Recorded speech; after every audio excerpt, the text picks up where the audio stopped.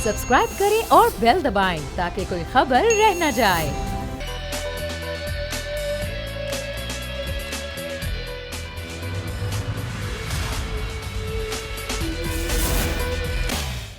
बिस्मिल्लाहिर्रहमानिर्रहीम, अस्सलाम वालेकुम। प्रोग्राम में मैं सुमैया रिजवान आपको वेलकम कहती हूँ। नाज़रीन, आपसे कुछ ही देर पहले आप वज़ीर आज़म इमरान खान की तकरीर सुन रहे थे और ज़ाहिर हर हुकूमत जो होती है वो अपने दौर में इस तरह के मंसूबे, इस तरह की पॉलिसीज़ कुछ ना कुछ लेकर आती है जो कि मुतारिफ़ कराई जाती हैं।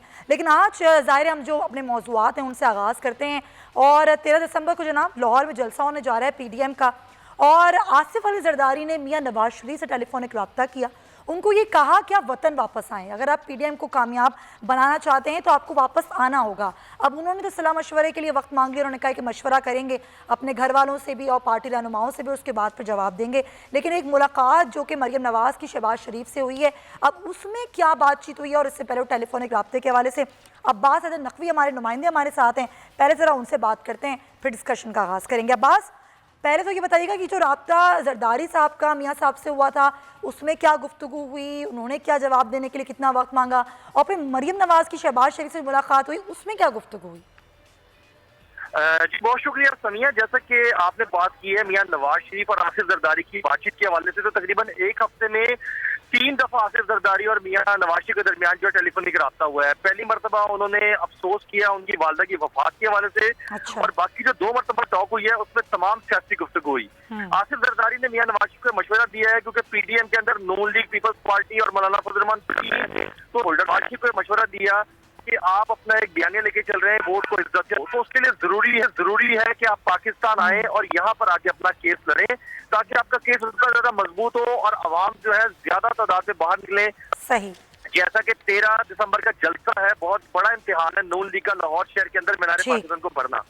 तो इस हवाले से शहबाज शरीफ भी जेल वापस चले गए। जाने से पहले उन्होंने मरियम नवाज से मुलाकात की और बीच में अहम जगह आपको ये बताऊं कि जो चौधरी परवेज अली अफसोस करने के लिए आए थे मियाँ शहबाज शरीफ से उनकी वालदा के हवाले से, तो उन्होंने पहले ये पैगाम भेजा था कि बेहतर है कि मरियम नवाज जो है वो भी इस मुलाकात में शामिल हो, और उसके शहबाज शरीफ की रिहाइश गाह शगज पहुंची थी और वहां पर तमाम गुफ्तगू शनीद हुई आधा घंटा। और जो केसेस बन रहे हैं जैसा कि चौधरी बरादरान के ऊपर केसेस बने हुए हैं, शरीफ फैमिली के ऊपर केसेस बने हुए हैं, उस हवाले से मामला जेर गौर आए और जो मुल्क की मौजूदा सूरत हाल है उसके हवाले से भी बातचीत हुई। उसके बाद शहबाज शरीफ और मरियम नवाज के दरमियान भी एक 1-to-1 मुलाकात हुई की और उसके अंदर शहबाज शरीफ ने मरियम नवाज को भी तमाम अमूर के हवाले से मशवरे भी दिए और उसके हवाले से बातचीत भी हुई। जबकि उस दौरान नवाज शरीफ ने जो शहबाज शरीफ है उनसे टेलीफोन पर बात की और उनको जो है हौसला दिया क्योंकि शहबाज शरीफ जो दोबारा 5 दिन के पैरोल के बाद जेल गए थे। चलें ठीक है अब्बास हैदर नकवी, बहुत शुक्रिया। तहफ़्फ़ुज़ात तो ज़ाहिर नून लीग को भी हैं और वो तहफ़्फ़ुज़ात पीपल्स पार्टी के हवाले से हैं, और ये बात मियाँ शहबाज शरीफ ने भी कही कि हमें तहफ़्फ़ुज़ात हैं कि पीपल्स पार्टी इस्तीफ़े देने के मामले में क्या करती है। मेरे मेहमान मेरे साथ मौजूद हैं कराची स्टूडियोज़ में, चीफ न्यूज़ ऑफिसर सीनियर सहाफ़ी फैसल अजीज़ खान ज्वाइन कर रहे हैं, बहुत शुक्रिया फैसल साहब आपका, और सिद्दीकुल फारूक साहब पाकिस्तान मुस्लिम लीग नून से हमारे साथ मौजूद हैं। सिद्दीक साहब, मैं आपसे गुफ्तगू आगाज़ करना चाहूँगी। अब राना सना तो कहते हैं कि किसी मशवरे की ज़रूरत नहीं है, मियाँ साहब को अपना इलाज करा के वापस आएंगे, लेकिन जो बात हुई है वो मियाँ नवाज शरीफ की हुई है, किसी और की नहीं हुई। मियाँ साहब ने कहा है कि बिल्कुल मैं सोच लेता हूँ और फिर सोच के जवाब देता हूँ। तो क्या खबर क्या है कि वाकई मियाँ साहब मशवरे पर अमल कर लेंगे या वाकई उनको किसी मशवरे की ज़रूरत नहीं है?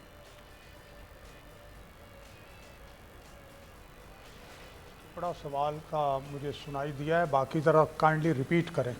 सिद्दीक साहब, मैंने सवाल ये किया है कि राना सना साहब कहते हैं कि मियाँ साहब को किसी के मशवरे की ज़रूरत नहीं है, वो अपने वक्त पर ही वापस आएंगे जब उनका इलाज हो जाएगा। लेकिन रब्ता तो मियाँ साहब का और जरदारी साहब का हुआ है और वो तो कह रहे हैं कि मैं आऊँगा, देखता हूँ, मैं मशवरा करता हूँ। तो क्या मियाँ साहब आ जाएंगे उनके मशवरे पर अमल करते हुए? बिस्मिल्लाहिर्रहमानिर्रहीम। देखिए, ये बीमारी का मामला सियासत और मजाक तज़हीक का मामला नहीं है जिस तरह के PTI वाले कर रहे हैं। PTI वालों ने तो जनाजे को भी पहले बेगम कुलसूम नवाज साहबा को अल्लाह गरी के रहमत करे, फिर अब उनकी सास और मियाँ साहब की वालदा का मामला। तो मेरा ख्याल है अगर इंसानियत हम सब में हो तो इन चीज़ों को उससे अलग रखना चाहिए। अच्छा। मियाँ साहब की सेहत का मामला है, दिल का मामला है, गुर्दों का मामला है, शुगर है, बहुत सी चीज़ें हैं। और मियाँ साहब की दलेरी का मामला आप जानते हैं कि वो अपनी बेटी को साथ लेके आके जेल चले गए थे अपनी एहलिया को बीमार बिस्तर मर्ग पे छोड़ के आ गए थे। इसलिए इसके बाद तो मैं नहीं समझता कि कोई माकूल आदमी ये कहे कि मियाँ साहब किसी से डरेंगे, तो इलाज कराएंगे इंशाअल्लाह अज़ीज़। अच्छा ये वहाँ बार बार कोरोना आ रहा है, जो ही उनका इलाज होगा अच्छा वो इंशाअल्लाह अज़ीज़ आ जाएंगे। अल्लाह उन्हें ज़िंदगी और सेहत कामिला अता फरमाए। सही, आप ये कह रहे हैं कि वो आएंगे इलाज करवा इंशाअल्लाह के ही मुल्क की वापस खिदमत आएंगे, करें। ठीक है, पॉइंट टेकन, सही है। फैसल साहब क्या रहा है आपको ये पीडीएम के जलसा, ज़ाहिर है अब तो ये आखिरी जलसा है, उसके बाद फिर हो सकता है कि धरना भी हो, कोई लॉन्ग मार्च भी हो, क्या कहाँ जाती हुई नज़र आ रही है आपको पीडीएम की सियासत कहाँ जाती हुई नज़र आ रही है? मुझे लग रहा है जरदारी साहब ने मियाँ साहब को एक तरीके से फंसा दिया है। अच्छा दोनों की गुफ्तगू में इलाज से मुताल्लिक बात नवाज शरीफ साहब ने नहीं कही। उन्होंने कहा मैं अपने लोगों से मशवरा करता जी हूँ, जी बिल्कुल। तो वापस आने ना आने से मुताल्लिक। अच्छा, पीडीएम की कामयाबी नाकामी जरदारी साहब ने नवाज शरीफ साहब के वापसी से सुपुर्द कर दी है कि अगर हम नाकाम हुए तो उसके जिम्मेदार आप होंगे। और दूसरी कुछ और पहलू भी हैं कि जो नैरेटिव है मियाँ साहब का फौज को टारगेट करने का, फौज से मुराद है कि जनरल साहब को टारगेट करने का, आर्मी चीफ को, आईएसआई चीफ को टारगेट करने का, जरदारी साहब शायद ऐसा चाहते नहीं हैं कि वो टारगेट करें। दूसरा मामला ये है कि जरदारी साहब चाहते हैं कि मियाँ साहब आएँ, और ज़ाहिर है जिस दिन भी मियाँ साहब तशरीफ़ लाएंगे वो एयरपोर्ट से दोबारा से जेल भेज दिए जाएंगे, यानी कि जरदारी साहब ये चाहते हैं कि आप जेल में रहें। और जरदारी साहब ये भी चाहते हैं कि जो सिनेरियो है पाकिस्तान पीपल्स पार्टी का, जिस तरह से वो पंजाब के अंदर पेनिट्रेट करना चाहती है, आसिफा भुट्टो जरदारी साहिबा की लॉन्चिंग मुल्तान में, और मज़ीद वो जिस तरह से एक हिस्सा चाहते हैं पंजाब में अपने आप को मजबूत करने का, बिलावल साहब को, आसिफा साहिबा को, तो वो एक तरीके से अगर मियाँ साहब नहीं आते और इस्तीफे नहीं होते तो सिनेरियो कुछ नहीं होता, तो रास्ते पीपल्स पार्टी के अलग अलग हैं। अच्छा, तो उन्होंने एक सिनेरियो क्रिएट कर दिया है कि अगर ये नहीं करेंगे तो हमारी नाकामी है तो आप जिम्मेदार होंगे, ये नहीं होगा तो आप जिम्मेदार होंगे, आप फौज के साथ इस तरह के मामलात कर रहे हैं।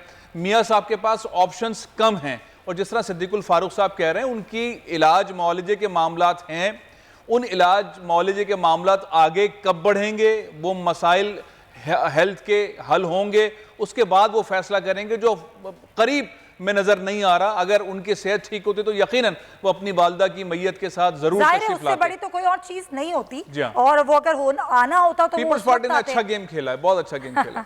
सही। आफ्ताब जहांगीर साहब हमारे साथ मौजूद है, पाकिस्तान तहरीक इंसाफ के एमएनए।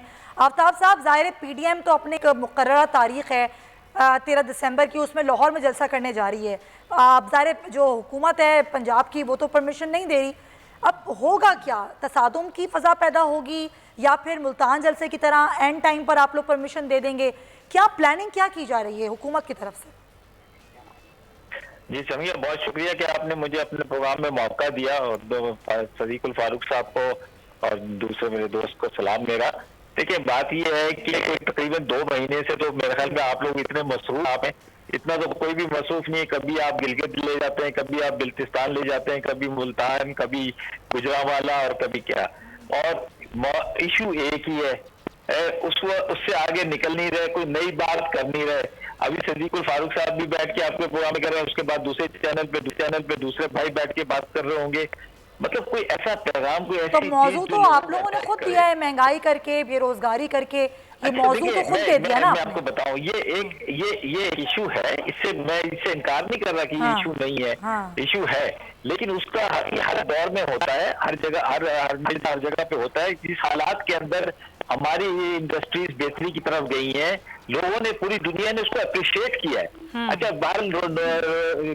रोजगार भी हो रहे हैं, कि अपॉर्चुनिटीज भी पैदा हो रही हैं, सारी चीजें भी अपने हल्के में हूँ, हल्के अभी आया हूँ, और रास्ते में था तो मैं कहा कि मैं स्काइप नहीं आ सकता, तो मैं वहाँ पे लोगों के पास हूँ। लोगों ने कहा कि जी ये सब चीजें हम निपट लेंगे, लेकिन जो हमारी इंतजामी मामलात हैं जो खराब हुए हैं वो सही करवा दें। अच्छा। पानी का मसला है, अच्छा जैसे रोड के मतलब जो इशूज हैं, वो कहते हैं ये महंगाई हमने हर दौर में देखी है, इससे हम निकलते भी हैं, चलते भी हैं, सब कुछ करते हैं, लेकिन हमारे इश्यूज डिफरेंट है। हमारे इश्यूज हैं कि सेहत का निज़ाम बेहतर हो जाए, तालीम का निज़ाम बेहतर हो जाए, ये इश्यूज हैं जो कि अगर आप हमारे हल हो जाते हैं तो हम ये छोटी मोटी टमाटर और चीनी की। तो ये जो लोग इनके साथ निकल रहे हैं, जो मुल्तान में हमने आवाम देखी, वो कौन लोग हैं? अच्छा समिया, एक चीज मैं आपको बताऊं, आज आप ये काम करते हैं, आपके बिल्कुल बोल सामने चैनल के मेन गेट पर मैं आपको एक सुन तो जी जी, मैं तो सुन रही हूँ। मैं कह रहा हूँ कि समिया आपके चैनल के सामने इब्राहिम मैदरी पे जो रोड जा रही है, हाँ। मैं एक बंदर वाले को लेकर आता हूँ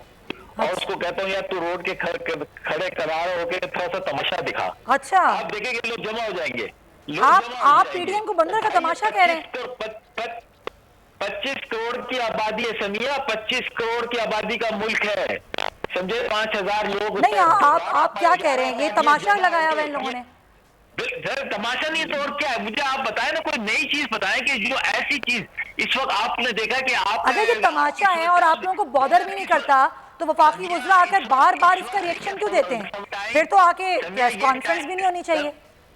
समिया ये टाइम है जिम्मेदारी का, ये टाइम है क्योंकि आपने देखा कि जी आपके सीपैक को खतरा है आपके पड़ोस से, आपके सरहदी मामला अच्छे नहीं है, आपके इस वक्त हालात जो है बॉर्डर्स पर और दूसरी जगह बहुत ज्यादा खराब है, जो और बहुत से इस वक्त तो हमें जो है मिलकर जो है इन मसाइल को हल करना है। कितनी दफा मिलने की कोशिश की, मैं जरा वापस आके बात करूंगी सर, ब्रेक में ले लूं। देखिए पार्लियामेंट में भी कोई बात नहीं की गई, पार्लियामेंट में आप लोग लेकर आते हैं ऑर्डिनेंस, यहाँ ये बात की जाती है। असल बात ये है कि कितनी दफ़ा हुकूमत ने कोशिश की, एक मिसाक़े मईशत की बात की थी शहबाज शरीफ ने जो कि लीडर हैं, आप लोगों ने उनसे कितनी बात की, आपने कितना बैठ कर बात कर ली? असल पॉइंट ये, खैर खबर आ गई है, फिर उस खबर देके हम ब्रेक पर जाएंगे, ब्रेक लेंगे प्रोग्राम में, वापस आएंगे डिस्कशन को थोड़ा और आगे बढ़ाएंगे। Stay with us.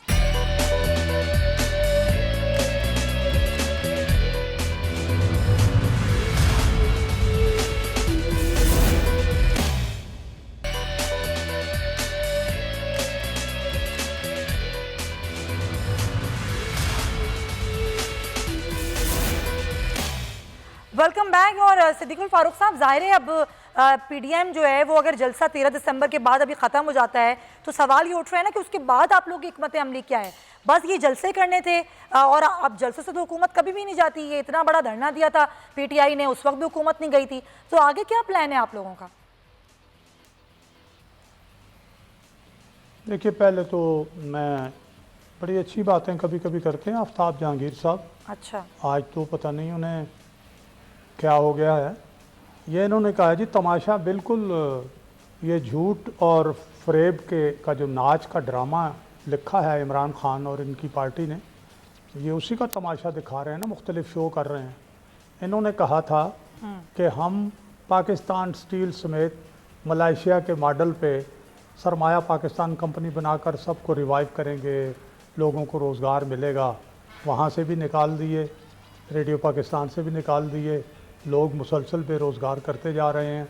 अपने हर वादे का ये झूठ का चक्कर जो इन्होंने चलाया हुआ है, ये जो तमाशा लगाया हुआ है, ये दरख्त लगा देंगे, ये दवाइयाँ सस्ती, इन्होंने आफ्ताब साहब नहीं, आफ्ताब जहांगीर साहब कहते हैं सेहत का मामला आप क्या पंजाबी में कहते हैं मिट्टी से सुहागा करोगे? 4 गुना कीमतें दवाइयों की आपने बढ़ा दी हैं, 4 गुना कीमतें आपने सरकारी अस्पतालों में एक्सरे और लेबॉरेटरी टेस्ट उनकी कीमतें बढ़ा दी हैं। और आप कहते हो जी लोगों को ये महंगाई रोटी कोई मसला नहीं है। भाई जो दिहाड़ी लोगों को 800 रुपए मिलती थी और उसमें जो वो खरीदते थे, अब वो 1600 रुपए में जाके खुराक खरीदेंगे।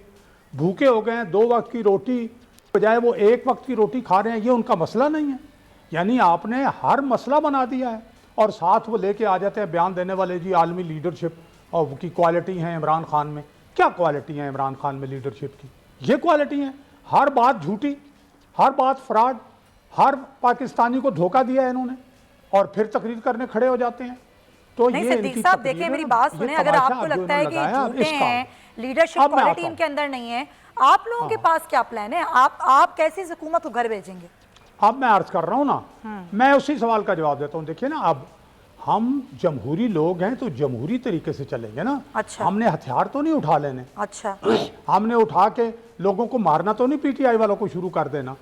अवाम जो तंग हैं और हमने इनके साथ पहले ताउन करने की कोशिश की कि भाई आप चलो मुल्क को लेके हम ताउन करते हैं, जैसे तैसे आप आए हो। इन्होंने वो ताउन नहीं लिया बल्कि इन्होंने उल्टे काम किए हैं। तो अब हम अवाम को निकाल रहे हैं।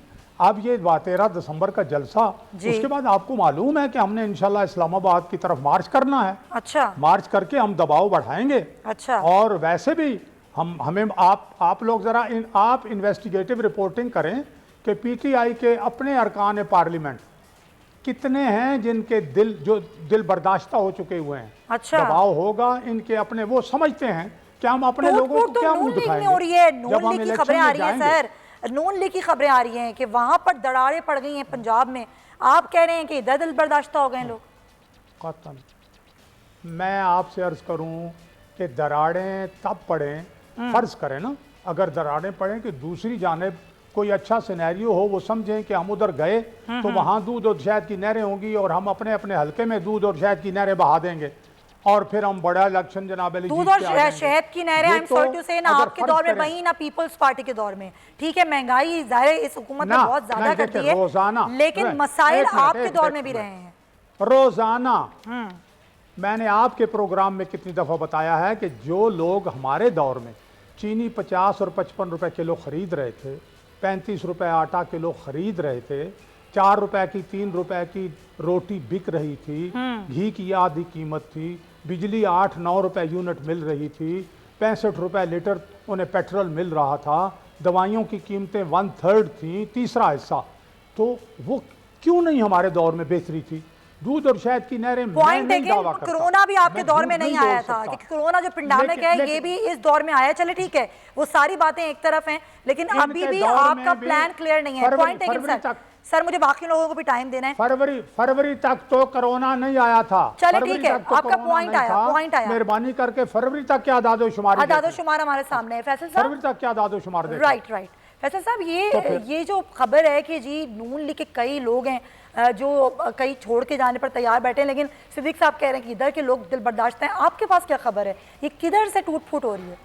देखें, हर सियासी जमात के अंदर लोग नाला होते हैं अपनी क़यादत से, उनको अहमियत नहीं मिलती, उनसे मुलाकातें नहीं होती। ये सियासत का एक मरहला है और ये हमेशा रहता है। ये पीटीआई के अंदर भी मिलेंगे, मुस्लिम लीग नून के अंदर भी मिलेंगे ऐसे हजरात, और पीपल्स पार्टी में सारी जमातों में मिलते हैं। बिल्कुल ऐसा कोई मामला नहीं है।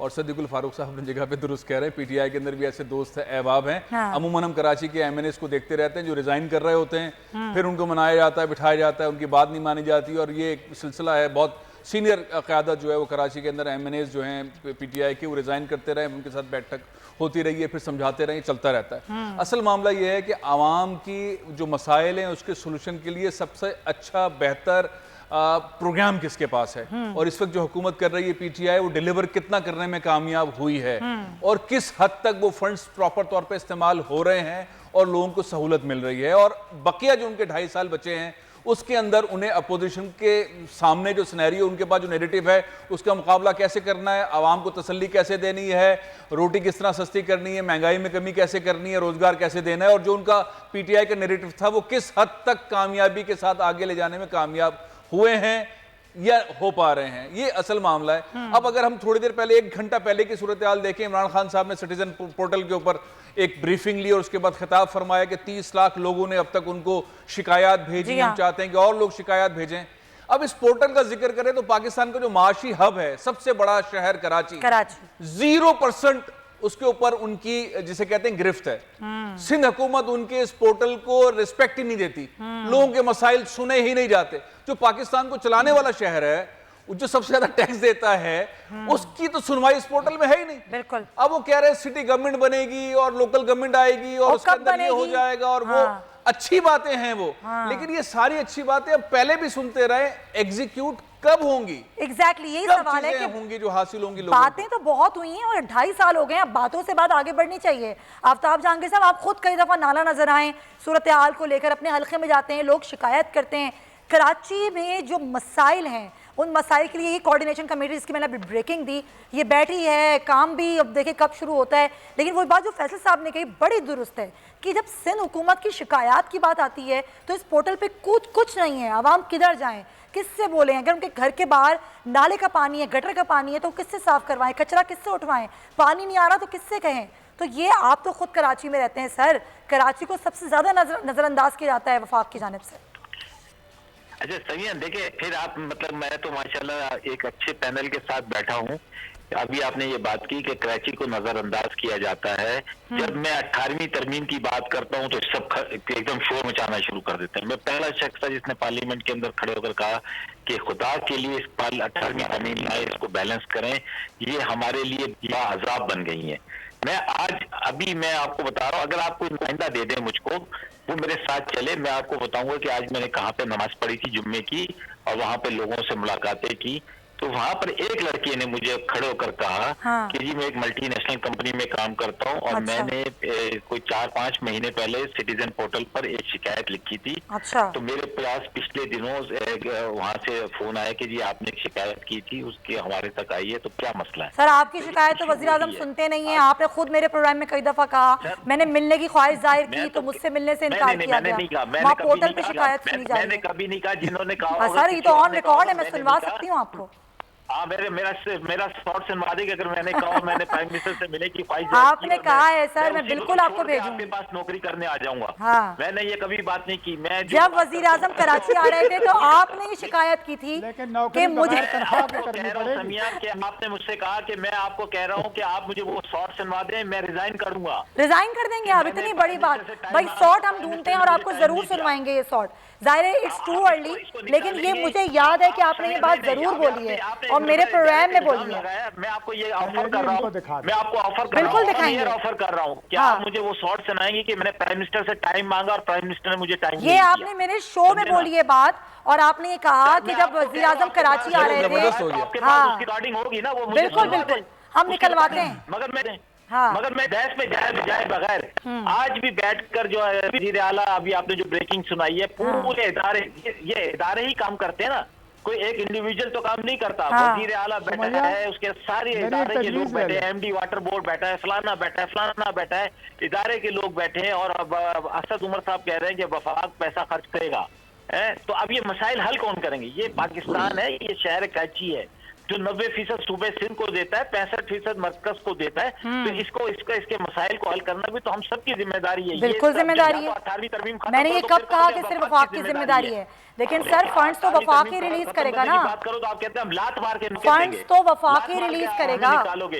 आप लोग ट्रस्ट तो करते नहीं है। ट्रस्ट देखिए, ट्रस्ट डेफिसिट तो है, वो आपका पीपल्स पार्टी पर ट्रस्ट डेफिसिट है। ये तो बयानात गुजरा के मौजूद हैं। मैं प्रैक्टिस कर रहा हूँ, आप मेरे साथ बंदा भेज दें। सर आपके साथ हम कितने बंदे भेज दें?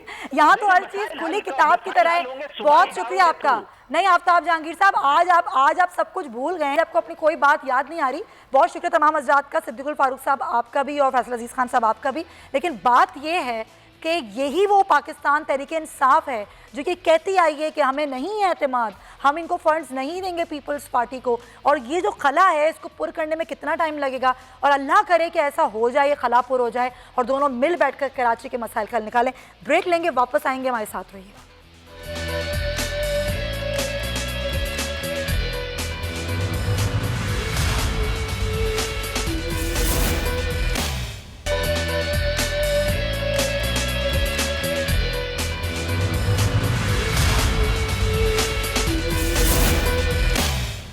वेलकम बैक नाजरीन। और नमाज जुमा के इज्तिमा के बाद आज जो है वबा के ख़ात्मे के लिए दुआ का एहतमाम किया गया और खुसूसी दुआएं की गई। और आज का दिन दुआ के हवाले से मनाया गया और ये कहा गया उलमा कराम की जानिब से कि आवाम को आगाही दी जाए, एहतियात बरती जाए। ज़ाहिर वबा जो जिस तरह मुल्क में फैल रही है उसके लिए अब हमें ज़्यादा एहतियात की ज़रूरत है। इसी में बात करने के लिए मेरे साथ मौजूद हैं मौलाना ताहिर अशरफ सफ़ी साहब, नुमाइंदा खुसूसी बराए मजहब आमंगी। बहुत शुक्रिया मौलाना साहब। मसाजिद के हवाले से तो SOPs बनाए गए हैं, लेकिन अगर मदारिस की बात करें तो मदारिस में तदरीसी अमल जारी है।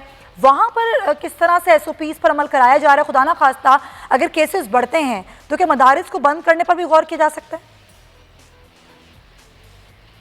बिस्मिल्लाहिर्रहमानिर्रहीम, नहमदुहु व नुसल्ली व नुसल्लिमु अला रसूलिल करीम।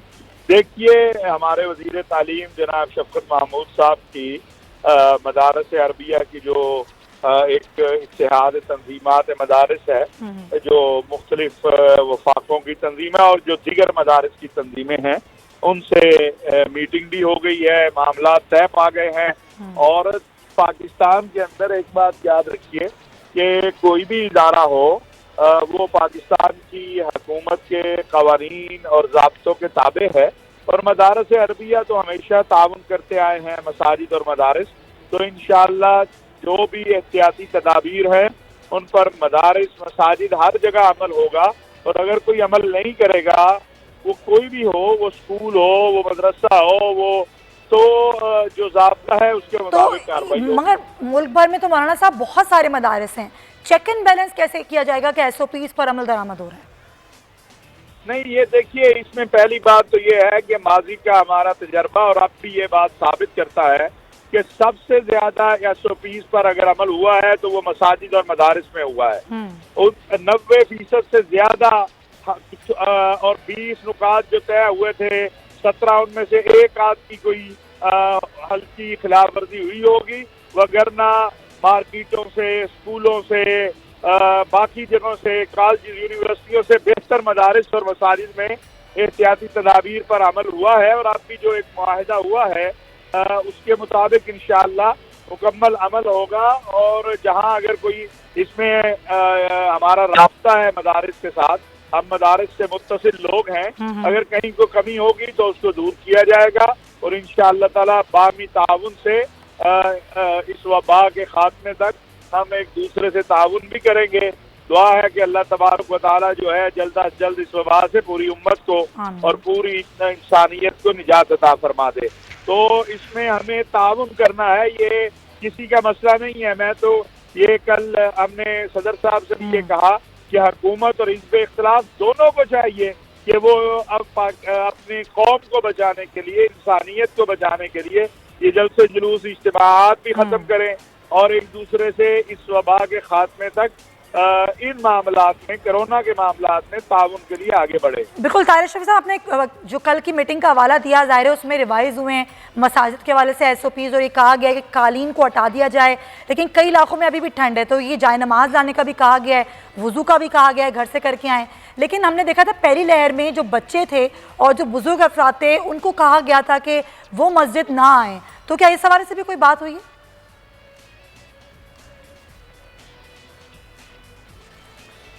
बिल्कुल, जो वो उस वक्त 17 नुकात थे मासवाए तरावी और ईदैन के, चूंकि वो तो अब नहीं है, बाकी वही हैं, उसी से उलमा ने इत्तेफाक किया। और जहां तक बात है ये कलीन वगैरह सर्दी है, उसमें हमें जो हमारे मुशीर सेहत है डॉक्टर फैसल साहब, उन्होंने कुछ इस हवाले से हिदायत दी हैं जो मैं चाहता हूँ आपके जरिए लोगों तक पहुंच जाए कि अगर जहां मसाजिद में कालीन है, अगर वो उनको धूप में निकाल दें फजर की नमाज के बाद, खुली जगह पे रख दें, तो फिर तो वो इस्तेमाल किए जा सकते हैं। ये लोग रुमाल रख रहे हैं, अपने घरों से साथ ले आए, जानमाज ले आए, मसाजिद वाले भी इसका इस्तेमाल कर रहे हैं। और आज आपने देखा कि जुमा में जी बिल्कुल, जुमे की नमाज में भी ज़ाहिर दुआ का एहतमाम किया गया और खुसूसी दुआएं जो हैं वो मांगी गईं और ये कहा गया, बहुत शुक्रिया आपका मौलाना ताहिर हमारे साथ मौजूद थे। और यकीनन ये जो लहर है, ये दूसरी लहर है, ये ज़्यादा ख़तरनाक साबित इस तरह हो रही है कि इसमें हम देख रहे हैं डेथ रेशो भी बहुत ज़्यादा है और रोज़ाना की बुनियाद पर एक्टिव केसेस आ रहे हैं। तो वबा से बचना वाहिद हल जो है वो एहतियात ही है। अगर हम एहतियात नहीं करेंगे तो ये वबा हम आप घर में भी ला सकते हैं। तो जो लोग घरों से बाहर निकलते हैं और उनकी मजबूरी है, चाहे वो काम के सिलसिले में या किसी और सिलसिले में, तो वो मास्क ज़रूर लगाएं और समाजी फासला जो है उसका ज़रूर ख्याल रखें। चाहे वो बाज़ार जाएं, मसाजिद जाएं या फिर ऑफिस जाएं, तो ये हर इंसान की अपनी ज़िम्मेदारी है। तो इसके साथ ही इंशाल्लाह आपसे फिर पीर को मुलाकात होगी। आपने अपना और अपने प्यारों का बहुत ख्याल रखना है। अल्लाह हाफ़िज़।